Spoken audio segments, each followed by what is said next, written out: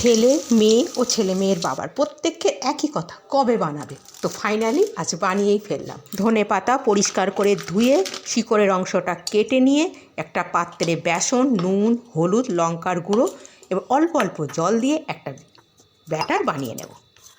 ওইদিকে কড়াইতে তেল গরম করতে বসিয়ে দিয়েছি। তার থেকে একটু গরম তেল আর 1 চিমটি খাওয়ার সোডা দিয়ে ভালো করে কিন্তু ফেটাবো। দেখেই বুঝতে পারছো আমি কেমন রেখেছি, ঠিক এরকমই হবে।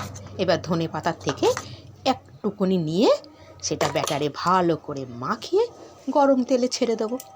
এবারে পিট করে ভেজে নেওয়ার পালা। এটা খুব ভালো হয় খেতে, একবার তোমরা বানিয়ে দেখো এরকম করে। সন্ধেবেলাটা চায়ের সাথে জাস্ট জমে যাবে। লাইক, শেয়ার ও সাবস্ক্রাইব করে আমার পাশে থাকার অনুরোধ রইল।